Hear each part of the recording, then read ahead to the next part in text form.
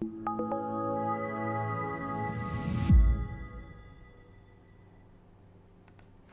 guys, 24th of November 2020, US cash market is open and is working for more than 30 minutes for now. Piotr here is Liteforex Global YouTube channel, and that's the market update.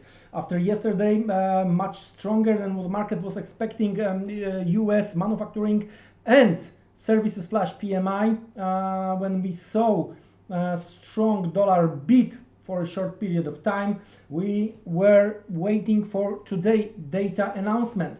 Well, the truth is dollar being beat a little bit earlier after the housing indices been above the market expectations. When it comes to the Richmond Manufacturing Index and when it comes to US November consumer confidence, both came out weaker than what market was expecting. Richmond at 15 versus 20 expected. Consumer confidence 96.1 versus 97.9 expectations. So what we have, what is going on, guys? Let's start with gold. Here, as we expected, that's the good thing. We are approaching first target of 1750, right? 1750. That's our first target when it comes to the gold, based on this type of the failure of that consolidation we've seen lately for a quiet few days, for a few weeks, I would say, from the mid of September. As you can see, after the breakout, I do expect that we are going to double that range to the downside, and that should bring us towards 1750 as the first target. The things are doing good here. Well, if you are late into the party, then definitely you should wait. And I think as long as we are below the weekly open, all right, that's the weekly open in combination with the Friday price action around the 1865, 1875. That's where we have some kind of the supply based on the higher time frame. Depends on we are going to get the close today. If that's gonna be that low, then of course yesterday low and the gap is gonna be the next supply. So we are going to see one stair lower the supply towards 1825, but that's only going to work if we are going to see the daily close around the current levels or even lower. So bearish when it comes to the gold, and gold dictates what is going on with dollar. So what we've seen today when it comes to the euro dollar, we were discussing 1819 as the first supply, 1925 and 1960 as the line in the sand, and that's what we are working with. I told you guys that unexpected moves, that's what we are waiting for. That's what we've seen yesterday with the monster beat when it comes to the dollar. Today we created and finalized swing high, and that's where we have rejection, and that's how we are working down right now. Okay, that's what we have right here right now. Of course, the first possible support, the first beat is around the weekly open, and the second one around the broken over under, which we've seen yesterday. So we have another beat around 1815, 18 level. For now, what I see here, all these upper shadows, as long as we are below, well, the shorts got a little bit of the advantage, just a little bit of the advantage. US inflation expectations, the high, taking into the consideration the period from the April 2018, that's another thing after the gold showing us where we are when it comes to the dollar. One more thing, the yields are trying to get back above 0.86 when we are talking about the 10-year yields. So, well, dollar is suddenly getting helping hand, a little bit of the support from quite few different places. So I'm looking to, from the intraday perspective, looking to sell euro dollar O'Reilly's, and I'm going to watch eventually the price action around the 18, 18 level from the intraday possible buy perspective. But still, if you do remember what we are discussing from the bigger picture, I do think retest of 115, 114.50 might be in place, especially that every big bank is recommending selling the dollar. So of course the market might work opposite to these recommendations. Well, that's how I see the things when it comes to the euro dollar. The next one, of course, cable. Here more bullish than euro, especially when we are going to take into the consideration higher time frame, and as long as we are above the broken 32.80 here, right, this swing high, this double top, that's the level. So 32.80 from the intraday perspective as a demand zone for the cable. The next one is around 32.45, 32.35.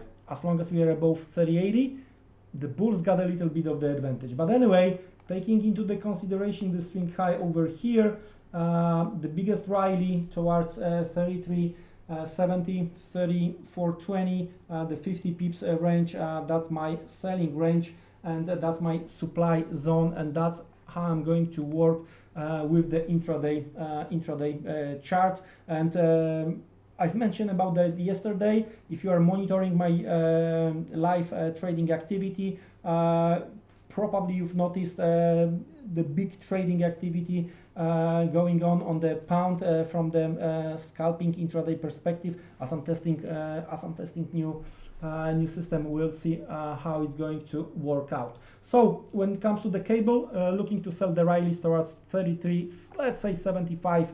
And 34.20. When it comes to the buying on the cable, 32.80, and then down 32.45, 35. That's how I see the things on cable. Next one is of course dollar yen. All right, and well, we've seen a monster rally yesterday, and it was quite interesting how we managed to close the day. All right, it was very important compared to Thursday high and supply. Over here we close above. Today, over the course of the day, we've seen the retest of that level, and we continue march higher. The next supply is very, very close towards 105, 105.25. For now, if you haven't been long from retest of that high, right, and here it's gonna be worth to wait a bit for some kind of the pullback. You don't want to chase the price here around the current level. Why? Well, there is a few things. You want to buy the dips, right? You want to buy the dips. Where is going to be the intraday dip? Intraday dip is around 104.40 down to 104.35, and that's your dip with very tight stop below. Why you don't want to chase the price? Usually you don't want to chase the price because with that trading approach, right, you are buying high and selling low. So you are buying in the pullback and you are selling on the rallies. That's number one. Number two, I've mentioned quite a few times already, we do have very short trading week, especially when it comes to the US with the big bank holiday starts on Thursday. So we have today and tomorrow is a quite important day as some guys needs to settle spot. So it's gonna be very interesting as well. So when it comes to the dollar yen, I'm looking to buy pullback towards 104.40, 104.35 with very, very tight stop below 30. If that's gonna if it's not going to work my way and we see deeper pullback, then of course only weekly open is my level of interest when it comes to the long. When it comes to the shorts, levels above 105 from the intraday perspective, 105.25, that's where I'm looking to try to trade short side. That's how I see the things when it comes to the intraday perspective. There are a few more things, just briefly, USDCAD, there is a break to the upside from the intraday perspective. Latest weakness with the stop count today, very nice rejection, retest, and that might be continuation to the upside. There is an OPEC going on next week, but we might get some rumors, or there are some meetings later this week. So I'm going to monitor this very, very closely in relation to the oil prices and the Canadian dollar prices. When we are talking about the Canadian dollar, also EURUCAD did the same what the USDCAD did, meaning that from the intraday perspective, a very, very similar situation. We took out the intraday supply. We took out intraday supply, right, to the upside, pullback, and a little bit of the long could be in play. I'm going to target levels close to 55.40 when it comes to the EURUCAD with very tight stop. And the last one is Australian dollar. Here I'm waiting for a daily close because we have very nice price action. There was a significant stop count with this price action to the upside, right? But for now, it's nothing else like the retest of the broken trend line, right? Of course, from the conservative price action perspective, you wanna see move back below 72.30.40. That's what we are trying to do right here, right now. If that's the case, that might be your short setup. Let's have a look what we are going to get. So I'm negative towards the commodity currencies. Dollar is beat, and it's like the counter move for now when it comes to all those big banks latest analysis. With that being said, guys, don't be trapped. End of the month is approaching. Have a good one and see you around. Take care. Goodbye.